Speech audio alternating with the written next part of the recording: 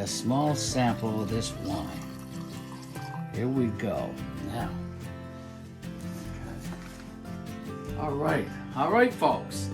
Swirl it around the sides of the glass. Okay. Give it a nice little smell. Smells delicious. Smells like a nice wine, the way wine should smell. Oh, that is lovely. That is a lovely, lovely wine. Miss Betty and I are going to enjoy this Merlot, this homemade Christmas wine, brewed right here in the basement of our house, here at GBL, the Old Church 5-Acre Homestead. Cheers, folks. Cheers. Ah, nice, nice, nice, lovely.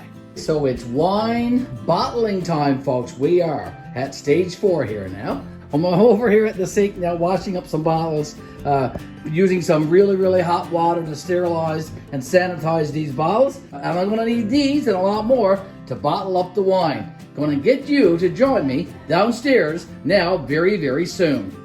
Wine bottling time, folks, here at GBL, the Old Church 5-Acre Homestead. See you downstairs in the wine room. Hi folks, Gary back with you now for part 4 of our winemaking series here at GBL, the Old Church 5-Acre Homestead. Hard to believe that a full month has passed since we started making this Christmas wine. We began making this wine on November the 20th. Here's our instructions. I'm going to go through these with you very, very soon, and we'll talk about the process, and we're going to be bottling today. We have lots of bottles here. We're going to be filling these all up and putting them in our wine rack for Christmas wine. For when we have guests and company over, we can share some of our wine. We're also going to try a little sample. Just a small drop though, folks. Not a lot. Just a little tiny bit, just to see what it tastes like. I bet it's going to be extremely, extremely good and potent too. My wine, I've been making these for years. My wine is usually around 17, 18% alcohol. A little higher than your store-bought liquor store wines, because those are usually anywhere from 7 to 12. But this wine is around 17, 18%. Gives you quite a kick, I'd say. So we're going to get at that now very, very soon. So join me now, and we'll go through those instructions together. Cheers, folks. Okay, so folks, here's our instructions for making homemade wine, Costco wine. We began this process back on November the 20th, as you can see from the instructions guide right before you on the screen right now. So the primary fermentation began back on November the 20th. And then all we did was we filled our buckets about 2/3 full of lukewarm water. We added the grape juice from the pack in the box, and we sprinkled in the yeast. That's all we did. That's all we did on November the 20th. 10 days later, though, we came back here to the wine room and we did some racking off. We had to rack it off and discard all the sediments in the bottom of the buckets. So that was on the 30th. We came back again. We came back again on December the 8th. And on the 8th, we had to put in several ingredients. We had to put in the pack of potassium metabisulfite. So we did that. The crystal sill, we put that in. We also put in the potassium sorbate. And we also put in a pack of sweetener in these wine kits. So, and we left it for another 10 days. So here we are. Here we are on December the 20th now. And this last stage, folks, 29 days later, 30 days later, we are at the bottling stage. And that's what we're going to be doing today. Now, one of these buckets, folks, one of these buckets, as I said to you earlier, has a spigot or a spout onto it. So I'm going to be lifting this bucket up on the countertop up there, and that will make it easier for me to fill these bottles. I'm going to fill some of these right now, and we've got lots more bottles that we need to rinse out and clean and sterilize to finish this process up, and we'll be doing that today. Miss Betty is still at work, so when she comes home, she'll be joining me in the process of bottling this wine. But for now, I'm going to take you through the process and we will do so many bottles together. We'll do enough. We'll do enough today to fill up the wine rack upstairs in our kitchen. Okay, there you go. So let's do that. Let's take that large bucket now, the one with the spout, and we'll put it up here on the countertop. Okay, so let's lift this bucket up. It's quite heavy, so watch your back. You gotta get it up here on the countertop. Here you go. Now, I'm going to use the spout here, or the spigot that's on the bottom part of this bucket, and I'm going to be filling up some bottles of wine. Okay, so let's fill this one up. Miss Katie is our photographer, our camera person right now, so she's helping me bottle up some wine. We'll bottle so many, and then we'll try a sample. We'll try a sample of the wine.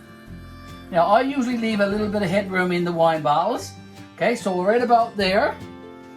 Okay, you can zoom in there, Miss Katie, so we can see. So the wine is right about there. So leave a bit of headroom for the wine to expand or any of that kind of stuff. Okay, so there's one. I'm going to keep doing the process. I'll do several of these. Bottling wine for Christmas, folks. Going to be delish. Stay with me. Stay with me. Stay with GBL, the old church. 5 Acre Homestead. Bottling wine for Christmas. There's 2. We should get around 30 or so out of this bucket. That's going to take quite a process. So we'll do 4 here now together, and then we'll take a sample.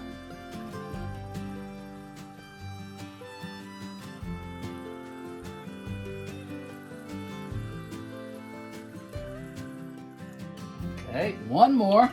The good thing about this bucket with the spigot or the spout onto it is that the spigot or the spout is up about maybe a centimeter or 1/2 of an inch from the bottom of the bucket. So if there's any grout or any sediments in the bottom of the bucket, it won't get into the wine bottles. We're just going to be getting the clear wine out of that bucket. That's a good thing. That's a good thing. Okay, here's our 4th one. And then we're going to do a sample. Okay, here we go. Now, I do have a wine glass there. Now, Miss Katie, we're going to try a small sample of this wine. Here we go. Now. All right, folks. Swirl it around the sides of the glass. Okay. Give it a nice little smell. Smells delicious. Smells like a nice wine, the way wine should smell. Oh, that is lovely. That is a lovely, lovely wine. Miss Betty and I are going to enjoy this Merlot, this homemade Christmas wine, brewed right here in the basement of our house, here at GBL, the old church, 5 Acre Homestead. Cheers, folks. Cheers. Ah, nice, nice, nice, lovely. Okay. Going to be putting the wines in our wine rack here, now here in our kitchen. Okay, bottle number 1. I'm going to make sure that the covers are a little bit tight as the wine goes in a little bit of an angle. Okay, so I don't want it to be dripping onto the floor, so I'll just give the tops an extra turn. And we'll fill up our wine rack with Christmas wine made from a Costco brew kit right here in our own home. Christmas wine. Just 1 month ago we started this process, and here we go. We got lots of wine now in time for Christmas. Isn't that clever? Okay, I think we got lots there, and we still got more to bottle up, and we'll be doing that over the next day or so, Miss Betty and I.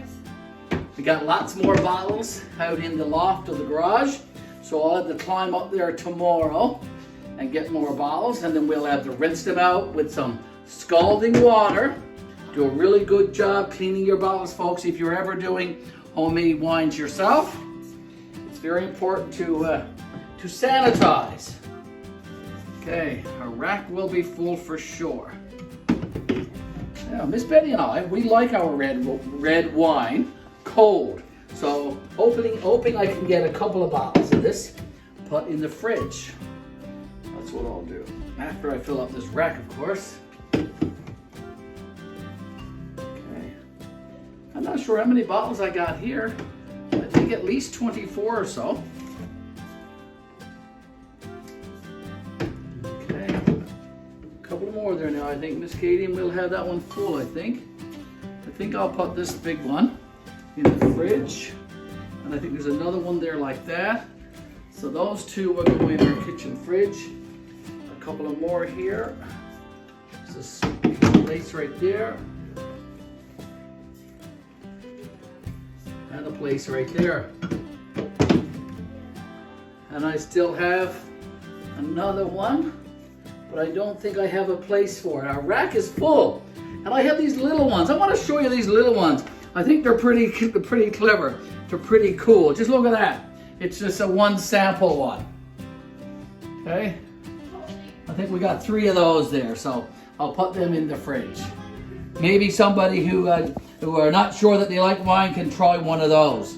There you go, folks. All of our wine brewed off here at GBL, the Old Church 5 Acre Homestead. I hope you've enjoyed the process. There are 4 videos on our YouTube channel showing how to make homemade wine. And you're certainly welcome to go back and look at those videos. Part 1, Part 2, Part 3, and today is Part 4. And what I might do also is I might take all of those 4 parts and put it into one video. And that'll be put on our YouTube channel as well once I do all the editing. So for now though, enjoy our Christmas wine. I'm going to finish this sample glass that I poured off earlier from the bucket downstairs. Christmas wine, folks, made right here at GBL, the Old Church 5 Acre Homestead. Cheers. Merry Christmas to you.